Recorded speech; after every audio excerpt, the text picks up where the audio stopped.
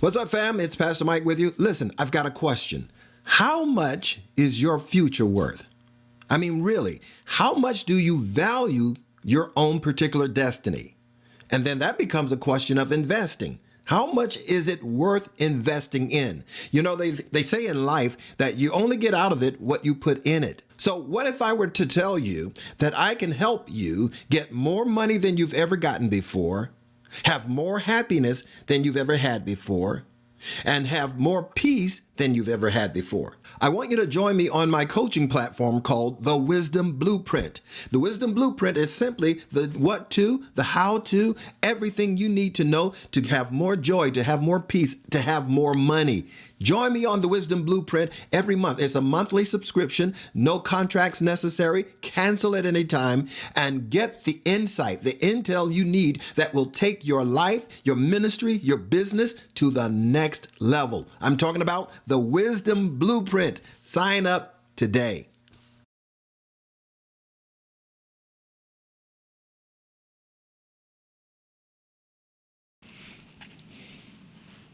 Well, welcome, fam. Welcome to another edition of Sundays with yours truly, Michael Norman. It's a joy and a pleasure to be with you. Hopefully the same is true for you. Again, before we get started, I want to get you actually to help me out by sharing, because sharing is caring. It's such a joy, again, to be able to come to you on these broadcasts, these streamcasts, to share with you, just some insights. And Sundays with Michael Norman is typically kind of a reflective time to kind of look back over the week, look back over our lives, and begin to kind of take inventory to kind of see how things have gone, how things worked out in our life. And one of my favorite verses of scripture in 2 Corinthians 13th chapter talks about how we should examine ourselves.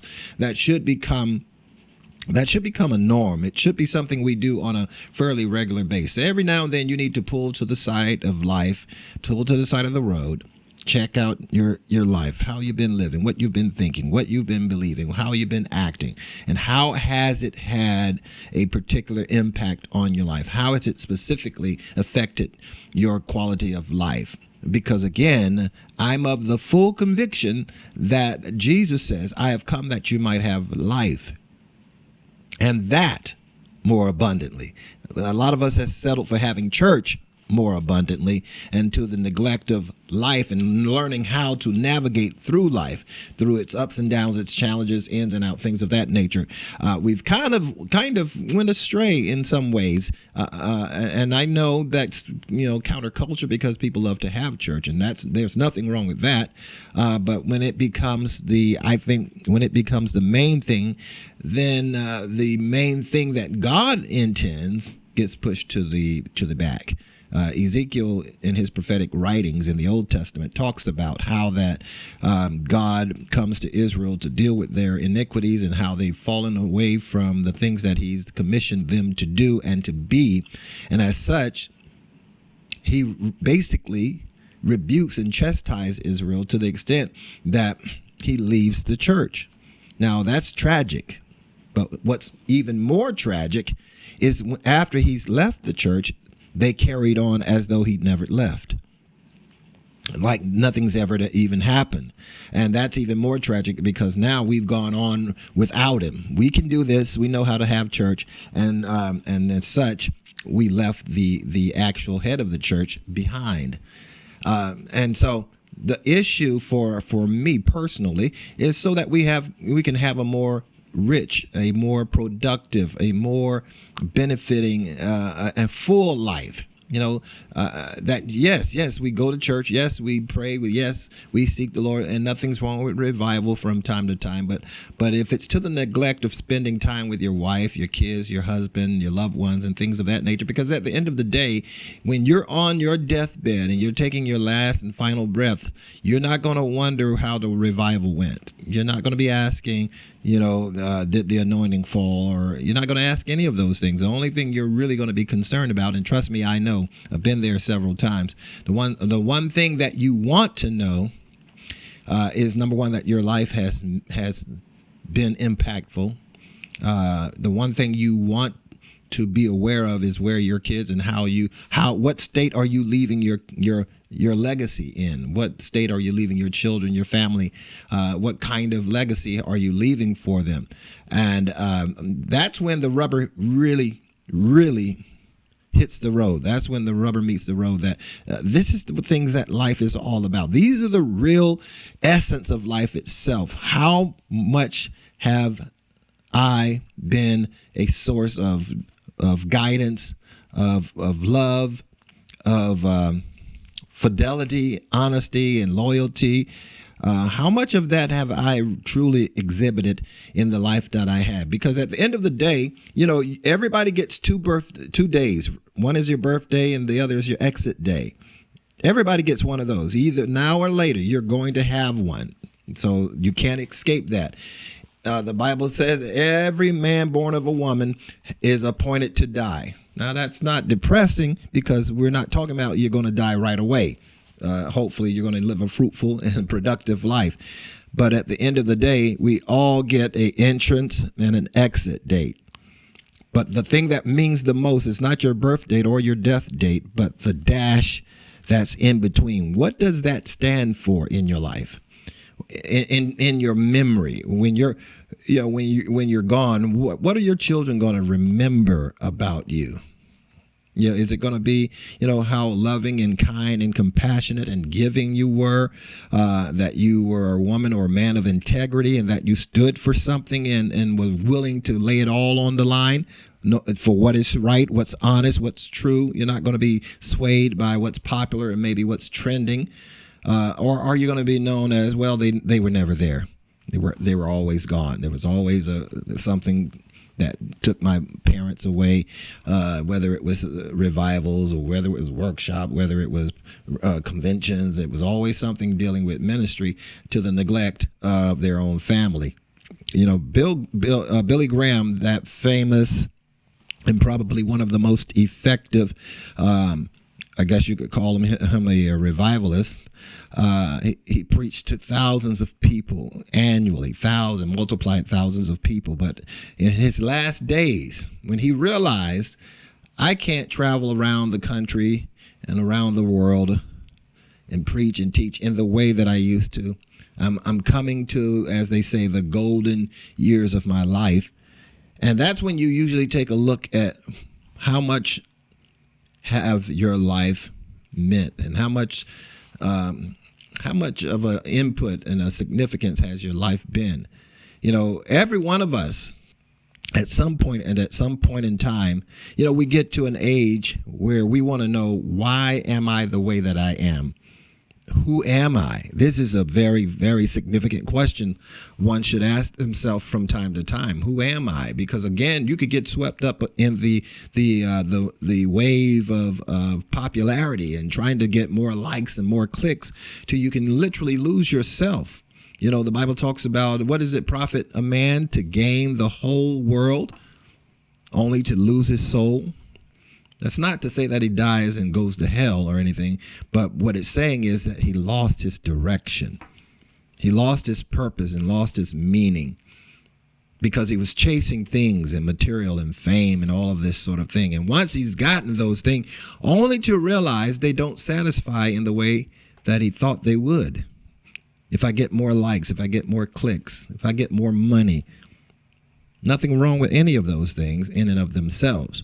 But if that's the way you live your life, solely to get more of things that don't necessarily mean much, in the end, it's not about how much money you're going to be leaving behind, because you will be leaving it behind. It's not about how much money is in your bank account. It's not about how many cars you drive, although there's nothing wrong with having cars, nothing wrong with having money. But at the end of the day, you want to know, did my life count for something? Did my life mean something significant? You know, did I add to the quality of life for my kids, my children, my spouse? You know, these are things that really matters in the end. And you know, it's a morbid thought that maybe I should think in terms of maybe I'm dying and won't be around tomorrow. How would I live today if I knew I was dying tomorrow? What kind of life would that be? How would that life look like? What would it look like? What would it sound like? Would you be as driven and as ambitious, as tunnel visioned, and so willing to sacrifice? You know, there's something to be said about a willingness to sacrifice for a greater good and for a greater cause. But when you just sacrifice for the sake of self-aggrandizement so that I can get more, be more, have more, then that's something perhaps we need to bring into account, bring it onto a certain level of scrutiny, so that we can rest assured that when we die, as we all will, but when we do, are we leaving a legacy that impacts and empowers the next generation? Or are we just simply leaving unceremoniously? Yes, he acquired all of these. Yes, she did all of those. But never did anything for me personally. Never did anything for the community. Never did anything for the nation. Everything was simply surrounding about how I can get more. Me, myself, and I. So again, that's one of the reasons I this weekend, if you didn't get in on my workshop on yesterday morning, Keeping It Hot Men's Edition, honest, open, and transparent. It was amazing. We had an incredible time. My good friend, Pastor Dr. Roger C. Kelly, was with us, and we had an amazing time together where we just ministered and spoke to the men, and not surprisingly, but gladly, a lot of women actually showed up and listened in and hopefully took in a lot of the information. We got a lot of positive feedback. We talked about masculinity. We talked about the man's role in the family life. And for the most part, it was an incredible time of growth and development, and specifically geared towards men. And the reason I say that is because, you know, I've been moved over the last few weeks because one thing, it seems to me that that is missing in our societal conversation. You know, there's a lot of conversation going on about identity, whether you're left, right, center, you're gay, straight,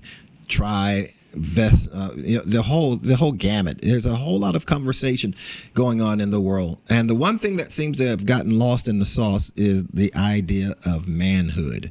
What does it mean to be a man, particularly in this 21st century? Because a lot of the ideas that we thought that exemplified a man has come under scrutiny, has been basically attacked. And you can't tell one from the other. One can look like a man but be a woman, and one can look like a woman but be a man. But then how do you know you're a man simply because you look like a woman, or how do you know you're a woman simply because you look like a man? Or it gets.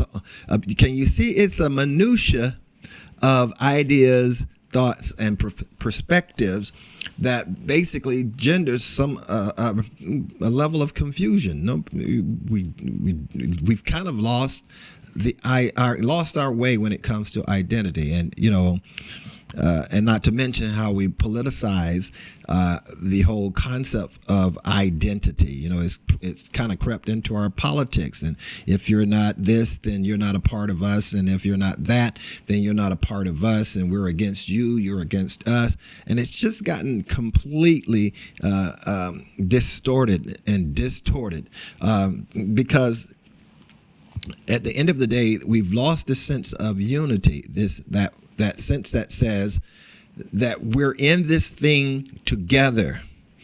Now, I may not understand everything about it. I may not understand how we even going to get out of it, but I do know this much, that if we're going to get out of it, we're going to get out of it together. We're going to have to come together and work together towards some sort of common goal. After all, the scripture talks about how how can two walk together except they be agreed? That works in any environment. It's not just a church thing. It's not just a Christian thing. How can two walk together? Simply if there's no agreement. At the end of the day, they literally become opposing forces. Abraham and his son, or his nephew Lot, got to a place where they had to go in separate directions because of the contention that existed, the conflict that existed between their herdsmen and their people.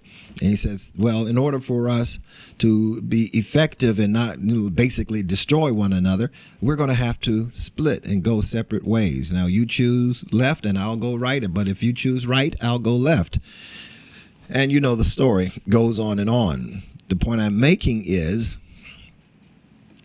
that tragically, they were not able to remain together. They were not able to bring themselves together so as to do and exemplify unity among their people to the extent that they could remain as one people. That's it's a tall order, and it's something to be desired, but it's not always as easy, as spoken. It's easier said than done, as the saying goes. And so that's why I wanted to kind of, again, as I did this morning at our service, I didn't really take a text. I didn't really do a proper sermon, as it were.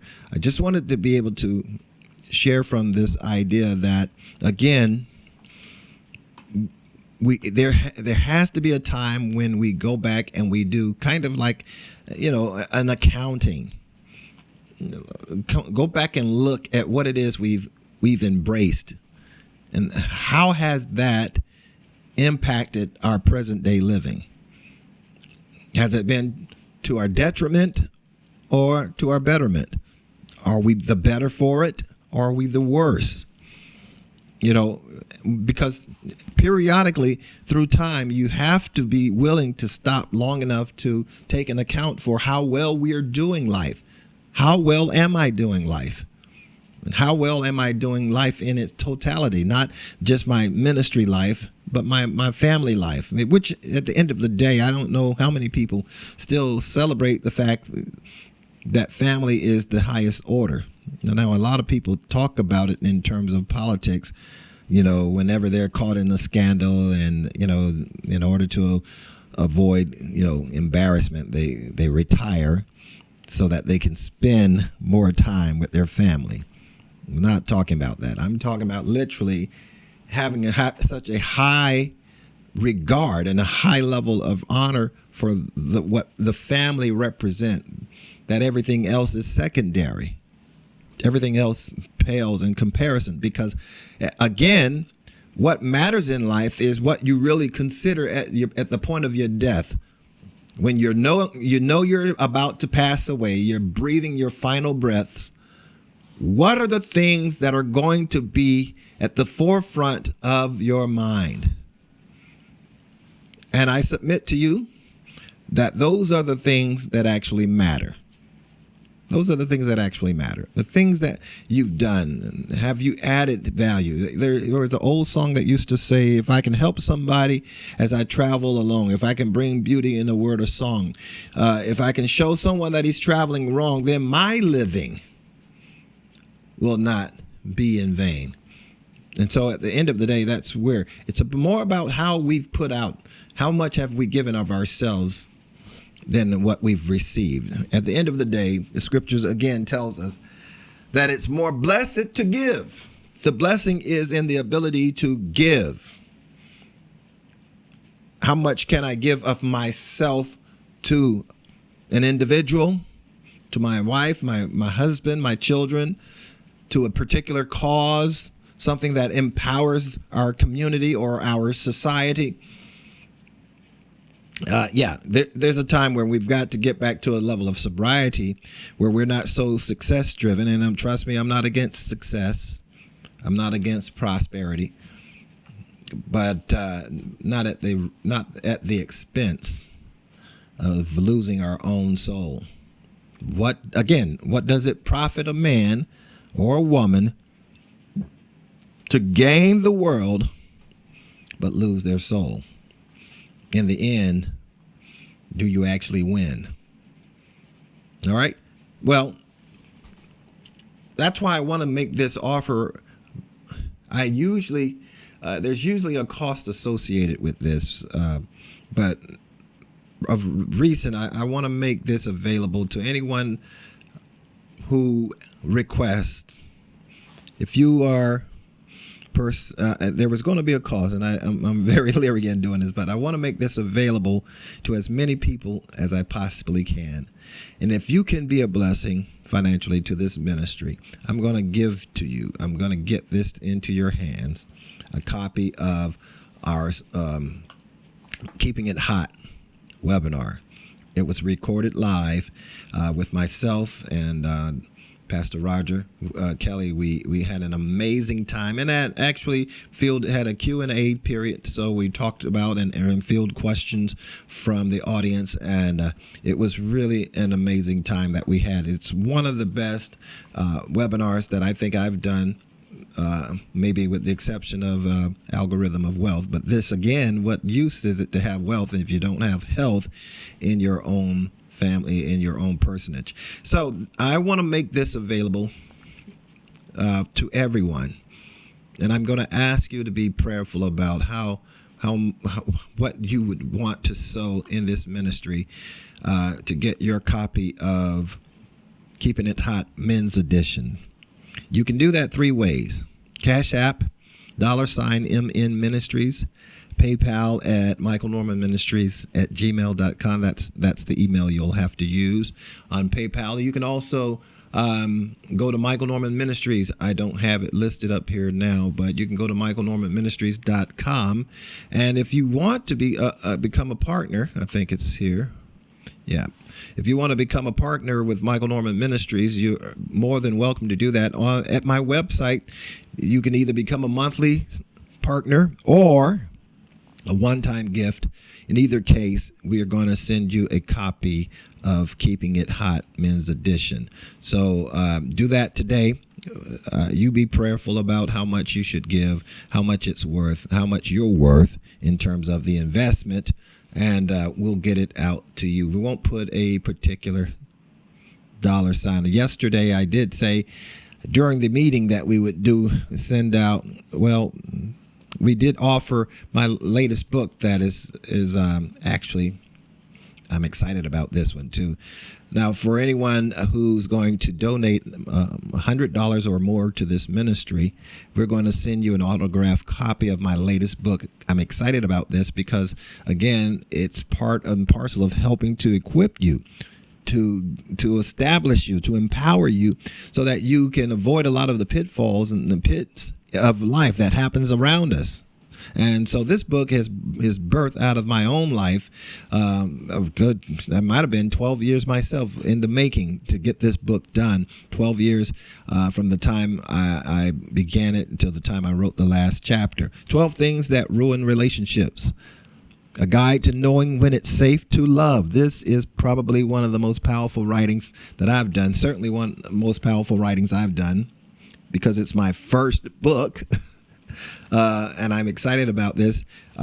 There's a lot of information that's in the book that'll be an amazing help to you. For those who are going to donate $100 or more to the Michael Norman Ministry efforts, we're going to get this book out to you, autographed copy. So that's just an added incentive for your support of this work that we're doing here in these 2023 streets. All right. So again, thank you. I appreciate you. It's going to be a major blessing. It's going to be a major resource for every person, not just for Christians.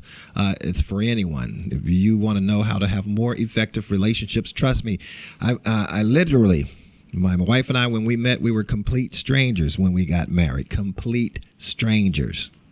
3 months after meeting for the first time, we literally got married. And there is where the lessons began. So a lot of this is taking pages out of our own lives to help you to make sure that you don't commit some of the same mistakes that we committed. And now we've been married now 36 years now, something like that. So 36 years, I believe it is, 1987 to this present day. Y'all do the math. And so we made it this far, and it hasn't all been, sunshine and sparklies. There's been some ups, there's been some downs, there's been tragedies and some really hard things to work through. But we made it through up to this present day. And so I like the idea that if you get a book, you actually fast track yourself to a level of success, because what took them maybe 10 to 20 years to learn, you're going to learn in just 30 minutes of reading, maybe an hour of reading. You can take and expedite your growth exponentially by taking and leveraging someone else's experiences and applying it to your life so you don't have to commit the same mistakes.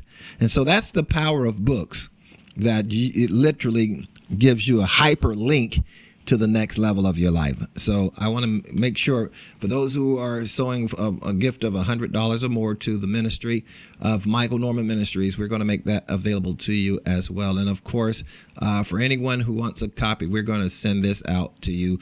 The video of Keeping It Hot Men's Edition, myself, along with Dr. Roger C. Kelly. This, I'm telling you, was an amazing gathering. We had an awesome time.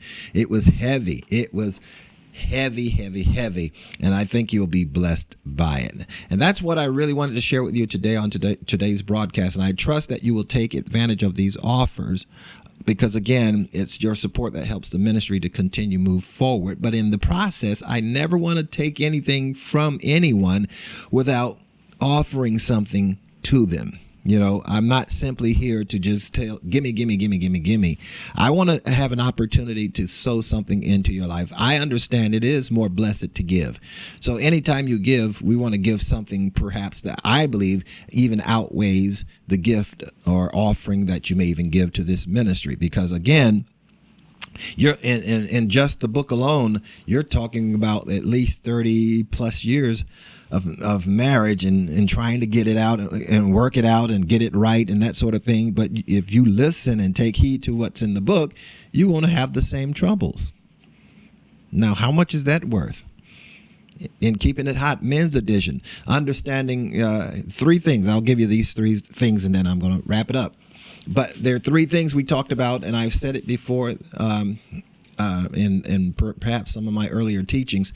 I've said it before that there are 3 things that that we look for in a man. Number 1, and of course this is from a biblical standpoint, but number 1, we look at Genesis. And I think that we can all agree that God made man.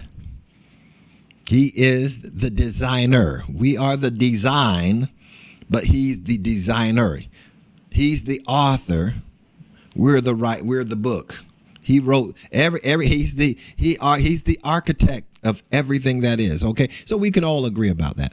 The one thing I always say though, where it concerns Genesis 2, where God talks about, let us make man in our image and in our likeness. And basically he gives him complete control over everything that he creates. But there are 3 elements that were in place that we have to give considerable attention to, where it concerns developing real men. Number 1, what God did is he created him in his image. Now, a man that does not have a good self-image, if he can't see himself, he's not going to be able to see you. If he doesn't see his own self-worth, he's not going to see your worth. And that actually works both ways.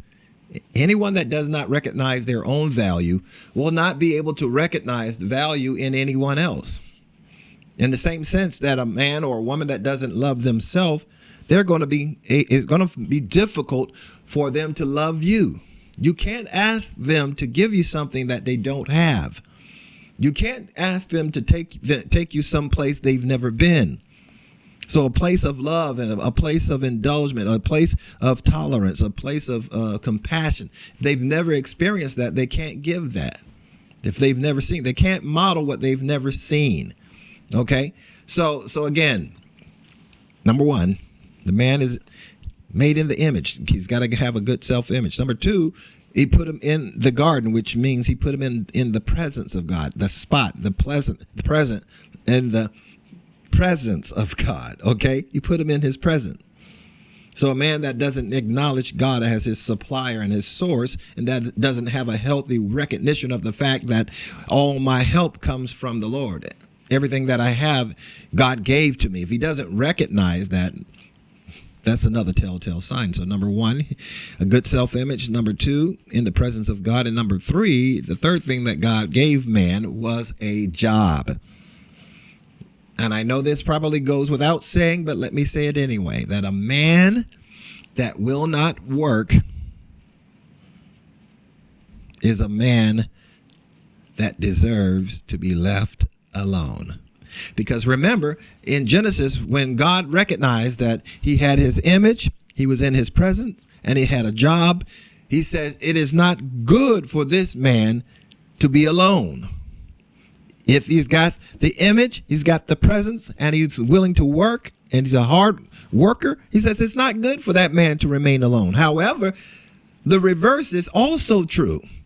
That if he doesn't have an image, he doesn't dwell in the presence, and he will not work, doesn't have a job, then it is good that this man remains alone. Okay? And women, you have to be careful, because you're such nurturers. You're always believing in his potential, but he has to believe in his potential more than you, because what will happen is if you continue to provide and always give him a crutch to lean on, he's never going to develop his own internal fortitude and his own strength. So if a man comes to you, ladies, and steps to you, and no hate on men, but the truth of the matter is men are the foundation of society. Men are the actual fundamental foundation of society. So if he comes to you talking smooth talk, that kind of talk you love to hear, you need to ask him, what's your image like? Do you have a presence? Do you enjoy the presence of God in your life? And number three, do you have a job? And how long, I guess you should ask, how long have you had it? That way, those are the beginnings of protecting your heart, protecting your soul. So you won't spend years trying to create in a man something that can't come forth. Okay, so get this. This is going to be a major, major blessing to you. Keeping it hot. Men's edition. We talk about masculinity. We talk about mentality, what it means to be a man, the power of a man, the responsibility of manhood, what God intended for us as men to be. So, ladies, you can get this for your husband, but don't do it in a condescending way. Just tell him you enjoyed it. So take a listen to this, see if you'll enjoy it. And as you write again for a gift of any amount, we were going to set a price for it, but I felt compelled to just offer it for any dollar amount to this ministry. We'll make that available to you. Give it 4 to 6 weeks to get to you because of post-production. But once you request it, we'll get it right out to you. You can go to MichaelNormanMinistries.com. Go to MichaelNormanMinistries.com. Go to MichaelNormanMinistries.com. And make your request. You can go to my website and do that, and we'll get that out to you as quickly as possible. And of course, to get the latest book, my latest offering for a donation of $100 or more, we're going to believe God for not only a return on that gift, but we're going to send you a gift of my new latest book. It's called 12 Things that ruin relationships. We're going to get you your own autographed copy of it. It's hot off the press. I just got them in just last week, and we're going to make them available to you. Okay? All right. Again, I want to thank you guys so much, and I appreciate your consistent prayers and your financial support. It is you that helps to make what's happening here continue to happen. All right. I bless you. I thank you. I want to invite you to be back with me on Wednesdays for Wednesday's Word. Well, yes, definitely. Wednesdays for Wednesday's Word. Be back here. I look forward to seeing you then. Until that time, I'm praying that God's best will continue to be yours. Blessings.